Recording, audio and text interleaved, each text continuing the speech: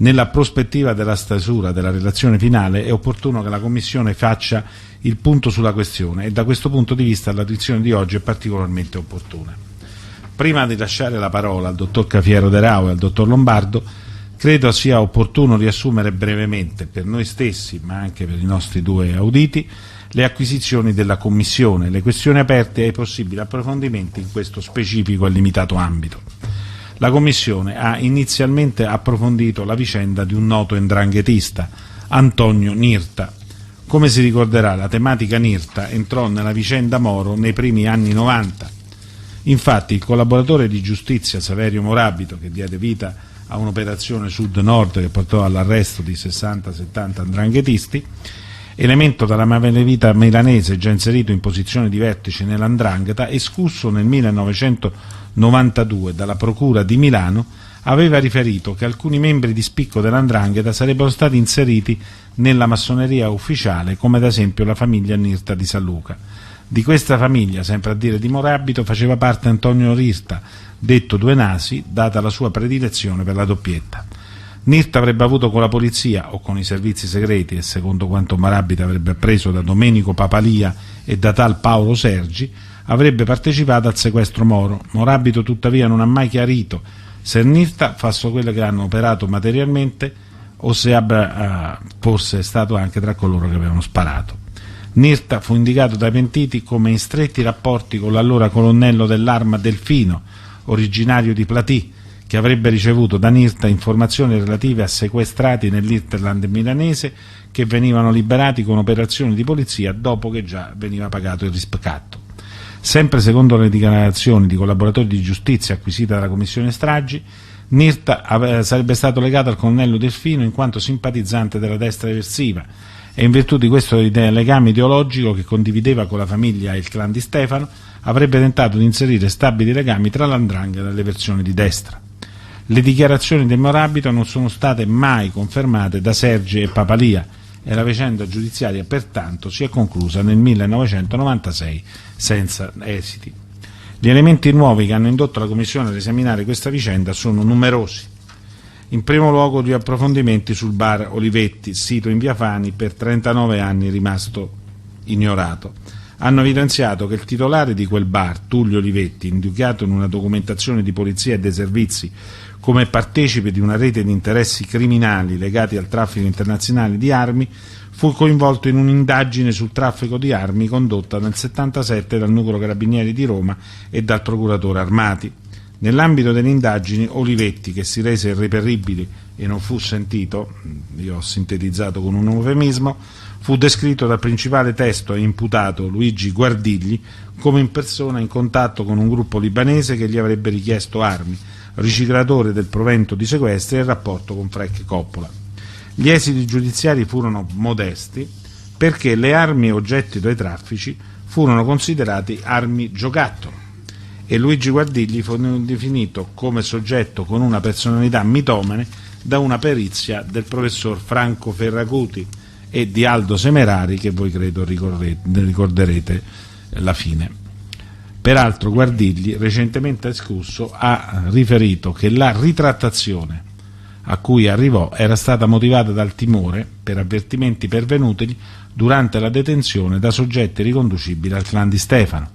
Inoltre, nel corso delle indagini sono state rinvenute significative evidenze in ordine alla possibilità di rendere efficaci le cosiddette armi giocattolo, di assemblarle armi con componentistica proveniente proprio dalle cosiddette pistole giocattolo, o infine di riportare all'efficienza e funzionalità armi in precedenza inertizzate.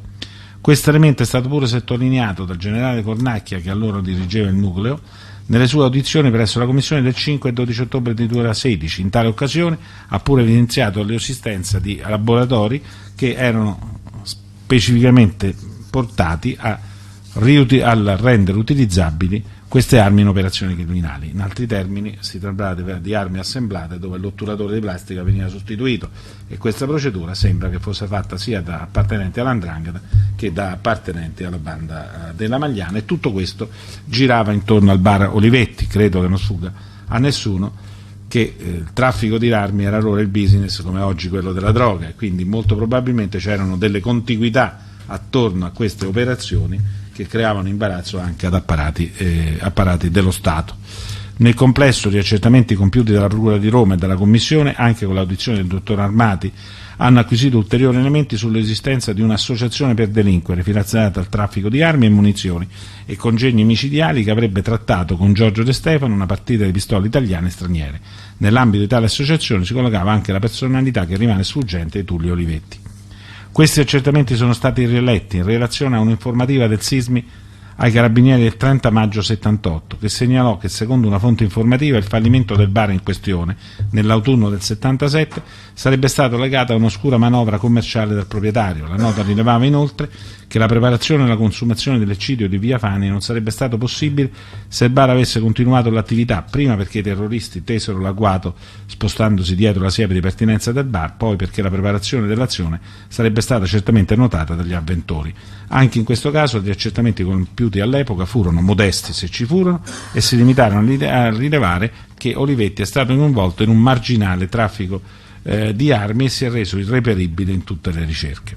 La Commissione ha approfondito anche questo tema sulla chiusura del bar tramite l'audizione di un pentito, Raimondo Etro, e su alcuni suoi ulteriori accertamenti che hanno messo in evidenza come si passò dalla chiesa di Santa Chiara a Via Fani grazie proprio come coincidenze temporali alla chiusura di questo bar. La vicenda del bar Olivetti, oggetto di approfondimento, potrebbe rendere ragione della presenza, proprio per questa contiguità con il clan di Stefano, con le versioni di destra e di sinistra, con soggetti che sono a vario titolo intervenuti nella vicenda Moro, con Buscetta e fatti intermediari come Buscetta ed altri hanno fatto intermediari come Cutolo e Selis, potrebbe spiegare la presenza di Nirta, perché rispetto a prima, al di là delle battute giornalistiche, c'è una foto che, con tutto il rispetto dei RIS, credo che se noi la mostriamo a voi, come abbiamo visto noi, si capisce che quella è Giuseppe Nirta. Avrà fatto footing quella mattina a Via Fani intorno alle 9, ma stava lì, molto probabilmente ci stava per motivi diversi, ma era lui, e perfino i RIS hanno dato la discreta compatibilità con quella foto, che ovviamente si inserisce nel contesto delle nostre preoccupazioni. Ciò peraltro rimerebbe con le dichiarazioni a suo tempo rese dall'onorevole Benito Cazzora. Questi, oltre ad aver riferito al pubblico ministero De Fichì di contatti con un criminale comune di origine calabrese Varone che avrebbe segnalato Via Gradoli nel corso del sequestro, fece una telefonata a Sereno Freato segnalando la necessità di avere le foto del 16 marzo perché la Calabria, da giù, gli sarebbe stato comunicato che in una foto si individuava un personaggio a loro noto. Anche se in corso ulteriori approfondimenti, da tutto ciò si può quantomeno ipotizzare una presenza di Nirta in Via Fani anche per attività non legata magari all'attacco brigatista, che fu a suo tempo scarsamente indagata, forse perché proprio legata alla vicenda del traffico internazionale di armi di Guardigli e Olivetti, che si avviava a chiusura sul piano giudiziario dopo la perizia di Ferracuti Semerari. Relativamente al tema dell''ndrangheta, la Commissione sta ovviamente rivalutando anche le dichiarazioni di Cazzora e ulteriori elementi emersi. In particolare, nell'ambito di discussioni condotte dalla Commissione, un pentito di 'ndrangheta ha richiamato l'attenzione sul cambio di turno dell'agente della scorta di Moro, alludendo a una qualche forma di notizia giunto allo stesso nell'ambito, dicendo che era stato salvato.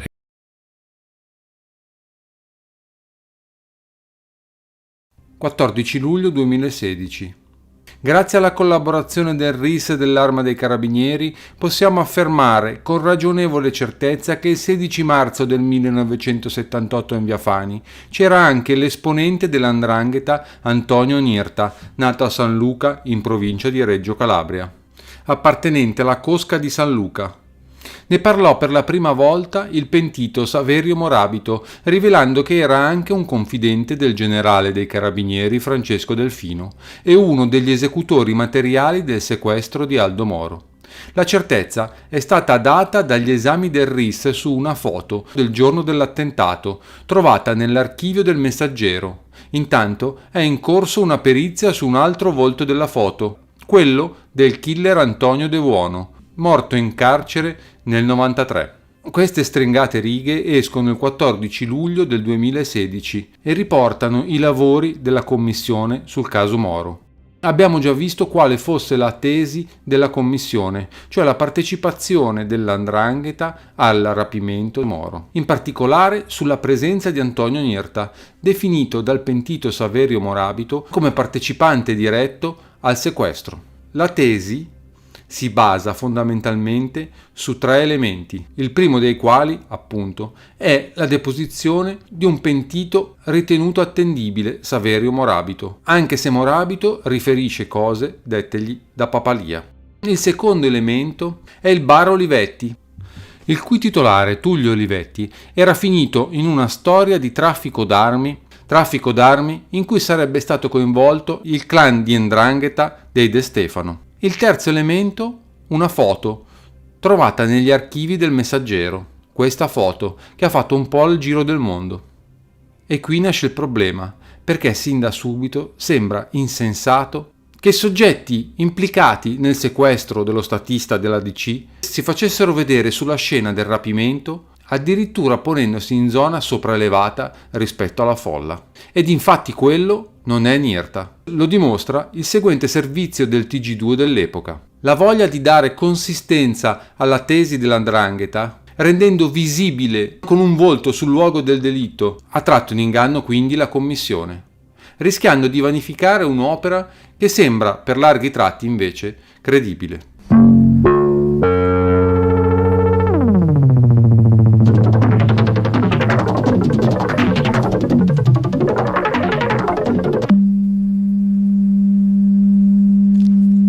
Buongiorno, il presidente della Democrazia Cristiana Aldo Moro è stato oggetto di un gravissimo attentato. Questa è la notizia per la quale questa edizione straordinaria del TG2 a quest'ora inconsueta per i nostri lettori. Secondo un primo flash d'agenzia delle 9:28, Aldo Moro è stato sequestrato. Allora, cosa avete trovato? Abbiamo trovato, già avevano portato via l'onorevole, abbiamo trovato ancora vivo soltanto un agente della scorta che è stato portato subito in ospedale. Era in condizioni gravi? No, le condizioni perlomeno a prima vista non sembravano molto gravi, perlomeno lesioni visibili non ce n'erano, mentre invece di tutti quanti li ha trovati morti dell'altra scorta erano proprio, non c'era niente da fare, anche perché mi sembra che la maggior parte avessero tutti quanti colpi in testa, erano raffiche, colpi di mitra. Quindi sono stati mitra a sparare. Lesioni con perdita di sostanza cerebrale, eccetera. Grazie. Prego.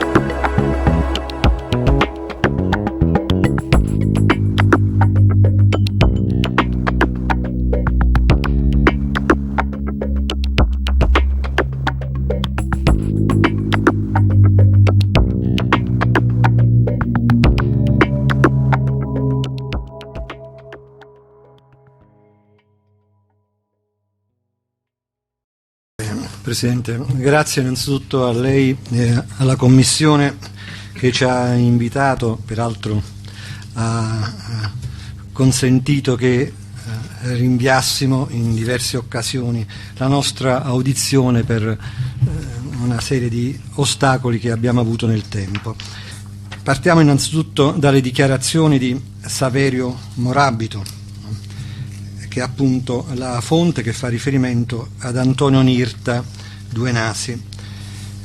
In queste dichiarazioni si fa riferimento ad una famiglia Nirta che è una delle famiglie tradizionalmente più significative nell'ambito dell''ndrangheta.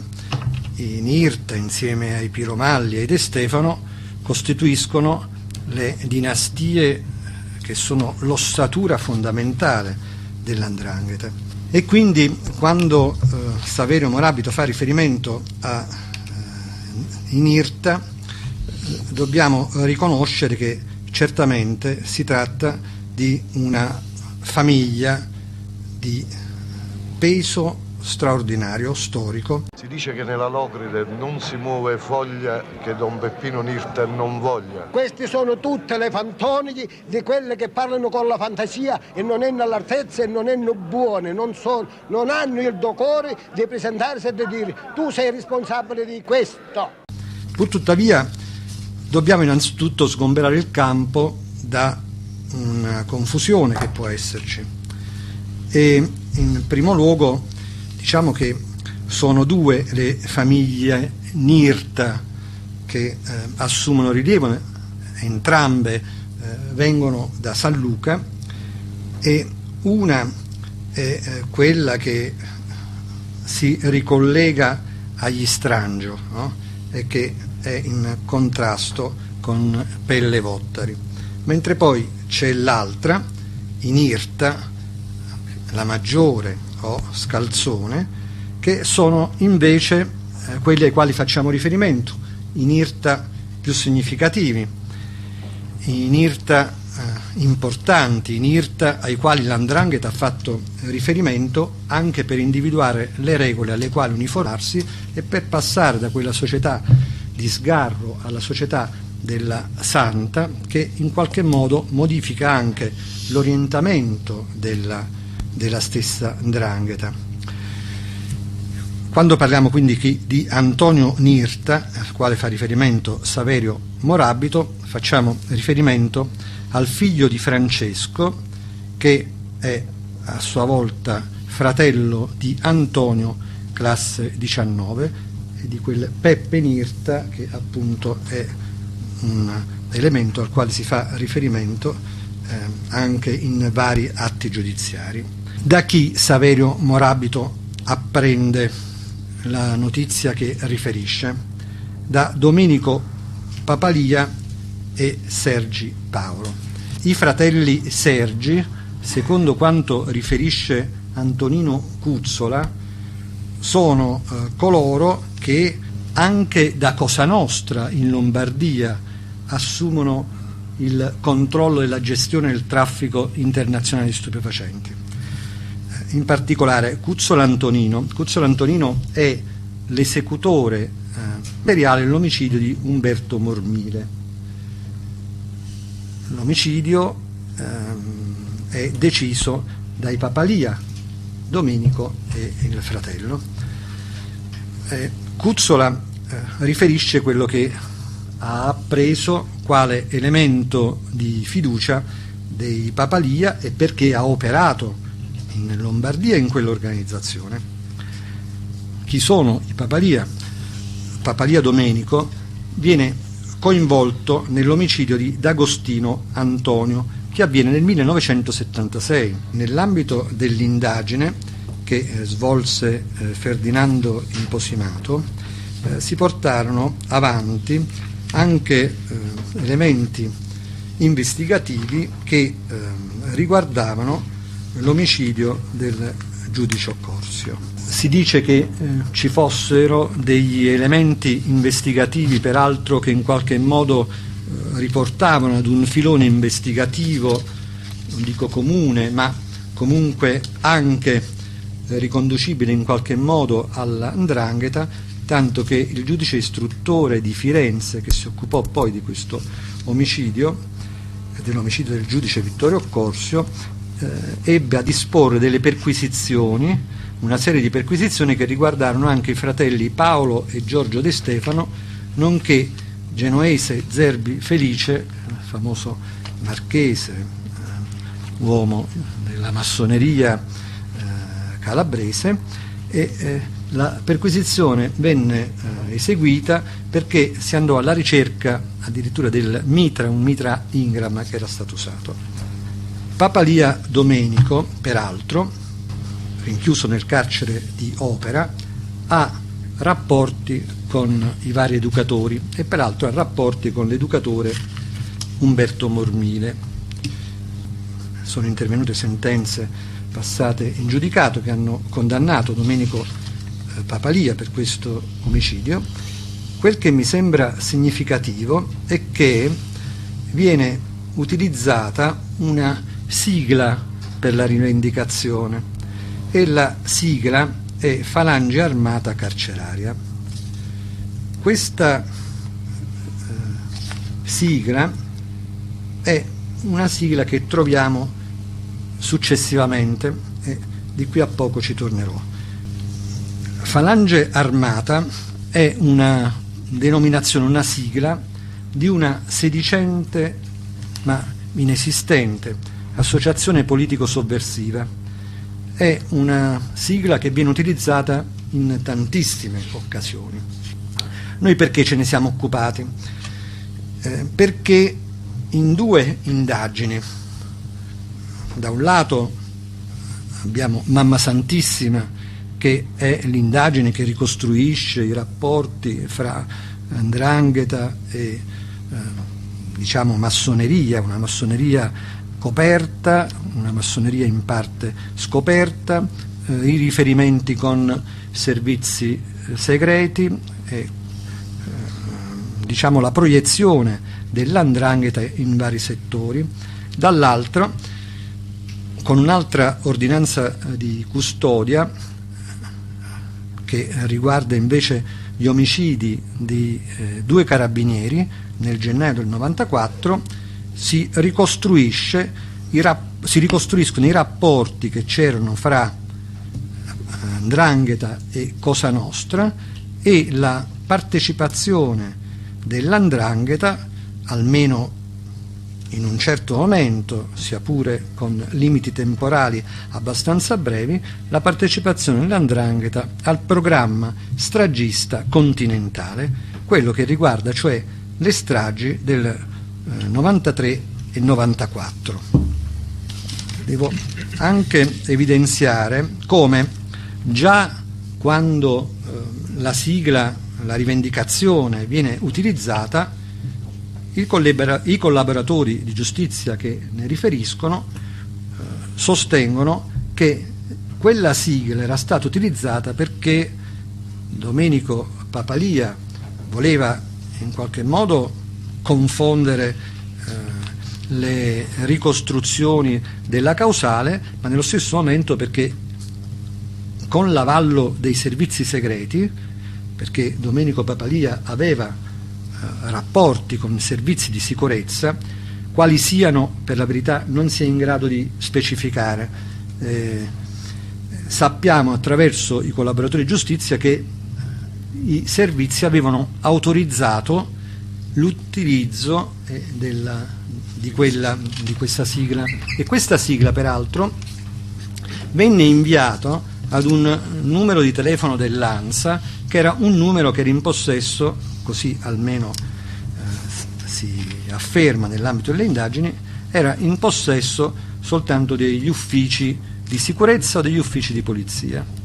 Devo dire che questa sigla, che è una sigla che è stata utilizzata in numerose occasioni, in particolare nell'ambito della ordinanza di custodia che deposito e riguarda appunto l'omicidio dei carabinieri, risulta che quella sigla è stata utilizzata per rivendicare la strage di Via Fauro in Roma del 14 maggio 93, per via dei Georgofili, Firenze, l'altra strage del 27/5/93, l'abbiamo per via Palestro del 27 luglio 93 in Milano.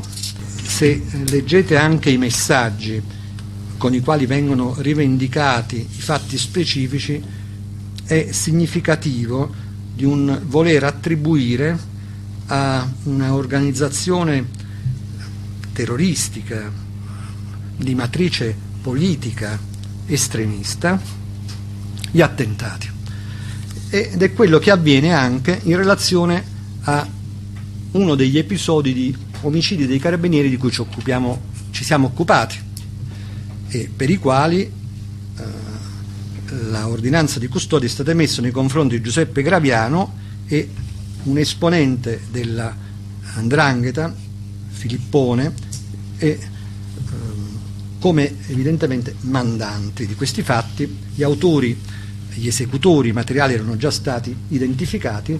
Ci riferiamo agli anni dicembre 93, abbiamo il primo duplice tentato omicidio, gennaio 94 un duplice tentato omicidio, febbraio 94 altro duplice tentato omicidio di carabinieri. Sono i fatti che avvengono a Reggio Calabria, fatti che vengono commessi con lo stesso mitra, perché il mitra doveva essere il segnale che i fatti erano riconducibili alla stessa matrice. Dicevo, gli esecutori materiali vennero arrestati di lì a poco, mentre il livello da cui partiva il mandato, l'ordine, che invece è stato oggetto della nostra indagine, ci ha consentito di ricostruire rapporti fra 'ndrangheta e Cosa Nostra. Non solo, ma nell'ambito di questa indagine abbiamo anche, ancora una volta, riferimenti a servizi di sicurezza deviati, sui quali ancora una volta non si riesce però a fare luce. Lo stesso Cuzzola Antonio, al quale ho fatto riferimento poc'anzi, ricorda che Antonio Papalia aveva rapporti con il generale Delfino e lo stesso Cuzzola, per la verità, che parla di questo riferimento alla sigla che era stata utilizzata. Ancora sul generale Delfino riferimenti vengono fatti da Filippo Barreca, il quale peraltro precisa: io so che avevano dei buoni rapporti instauratisi prima con il vecchio Nirta, inteso vecchio non di età, chiamato Due Nasi, il quale era in buoni rapporti da quello che si diceva in carcere, che poi è stato riconosciuto come uno dei delatori del generale Delfino e quindi, diciamo, è stato messo da parte ed è stato poi esautorato. Veniva chiamato dottor Nirta Due Nasi. Dice ancora, è stato messo anche in carcere nonostante fosse il personaggio, eccetera, personaggio di spicco importante nel mondo dell''ndrangheta, perché secondo quello che mi diceva Giovanni Vottari, nel carcere di Messina il Due Nasi era in contatto con il generale dei carabinieri, il generale Delfino, il quale, diciamo, faceva la doppia situazione: da una parte chiudeva gli occhi nei suoi confronti, dall'altra gli dava una mano. Però lo preciso fin d'ora, è da escludere quella circostanza che emerge, se non ricordo male, dalla conversazione fra il generale Delfino e il tenente colonnello, una conversazione nella quale si dice che avrebbe avuto come corrispettivo il duplice omicidio degli Strangio, di due degli Strangio, perché in realtà la sua posizione era leggo, così mi dice se fa riferimento a questo, posso? La conversazione telefonica intercettata il 21 novembre del 93 alle ore 18:44 fra il generale Delfino e il tenente colonnello Lombardi. Nirta sarebbe stata effettivamente nel gruppo di fuoco di Via Fani perché doveva contraccambiare il favore per l'eliminazione dei due Strangio. Questa non è vera. No, non è che non sia vera, diventa difficile da inserirla nell'ambito del panorama che si era all'epoca realizzato, perché in realtà Nirta Due Nasi è un soggetto che gestisce una criminalità di altissimo livello, e noi veniamo fuori in quel tempo alla prima guerra di 'ndrangheta, no? E in quel tempo pensare che Nirta, che peraltro occupa una posizione di un livello talmente elevato, possa guardare agli Strangio come suoi nemici da eliminare, è una circostanza per la verità di difficile riconducibilità a quella realtà criminale. Devo anche ricordare, peraltro, ancora per evidenziare quanto sia importante quella sigla alla quale ho fatto riferimento, che l'ambasciatore Paolo Fulci, che dopo una lunga e brillante carriera di diplomazia era stato segretario generale del CESIS fra il maggio 91 e l'aprile del 93, ebbe peraltro a svolgere alcune indagini e in particolare a dare impulso ad attività su 15 funzionari del SISMI che prestavano servizio presso il nucleo Ossi, una sorta di gruppo di elite della 7ª divisione del SISMI, in quanto a suo giudizio potevano esservi degli appartenenti alla sedicente falange armata, e lui stesso, interlocutori che cercavamo riceve prima, minacce con questa sigla, no?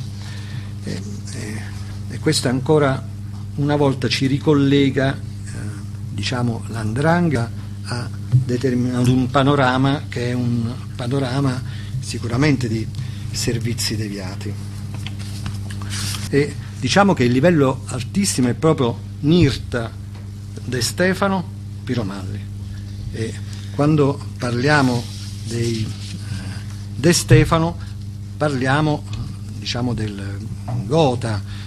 L'ordinanza Mamma Santissima è quella che evidenzia quale sia la forza di questa famiglia. Peraltro ricordiamo anche i rapporti che c'erano stati fra Barreca e Freda, no? Ricordiamo nel 78 Franco Freda ospitato e tenuto, no, nel periodo della sua latitanza in Reggio Calabria, e gli uomini sono gli uomini di De Stefano, e Paolo Romeo ed altri lo sostengono. Peraltro le indagini che vennero sviluppate evidenziarono come alcuni uomini inseriti nei servizi lo avevano aiutato. Il processo per la strage di Piazza Fontana, che era stato portato a Catanzaro e che quindi vide Franco Freda fra gli imputati, fece sì che Franco Freda proseguisse i rapporti con l''ndrangheta che contava nel Reggio Calabria. Non solo, ma quell''ndrangheta aveva rapporti con l'estrema destra terroristica e con Concutelli, tanto che Paolo De Stefano era stato anche ospitato a Milano da uomini insieme a Concutelli. Devo quindi dire che quando parliamo di Nirta, quando parliamo di De Stefano, quando parliamo dei Piromalli, parliamo di famiglie che sono al vertice della 'ndrangheta della Calabria, ma soprattutto che c'è un passaggio, della 'ndrangheta da Sgarro alla 'ndrangheta da Santa, no? Questo passaggio che determina soprattutto un modo diverso di pensare, vale a dire la 'ndrangheta non è più solo crimine, la 'ndrangheta deve essere in rapporti con le istituzioni, deve entrare in rapporto con la massoneria e deve entrare in rapporto con tutti coloro che contano, perché non solo gli affari, ma è tutto quanto il panorama delle istituzioni che è importante perché la 'ndrangheta possa avere un salto di qualità. Quindi abbiamo intorno alla fine degli anni 70 questo passaggio di una 'ndrangheta che inizialmente era soltanto una 'ndrangheta finalizzata al crimine, quindi alla gestione dei sequestri di persona, anche eventualmente al reinvestimento, ma soprattutto al crimine. Una 'ndrangheta operativa sotto il profilo criminale che si contrapponeva allo Stato. Invece la nuova 'ndrangheta supera il modo di pensare tradizionale, vuole allearsi agli uomini dello Stato, vuole utilizzare le istituzioni per avere quella supremazia che le avrebbe consentito di conseguire qualunque obiettivo. E d'altro canto in Mamma Santissima la ricostruzione di quelli che sono stati i rapporti della 'ndrangheta con la politica, con uomini delle istituzioni, con l'impresa, quindi con l'economia, con la massoneria. L'esistenza di una massoneria coperta, di quella massoneria che consente all''ndrangheta di raggiungere un livello ancora superiore, laddove i vertici dell''ndrangheta, unitamente ai vertici di questa massoneria segreta, che costituiscono un'unica cappa e un unico gruppo direttivo, prendono il controllo sostanzialmente totale della città. Ed è quello il momento in cui l''ndrangheta cambia pelle. Per tornare al Nirta.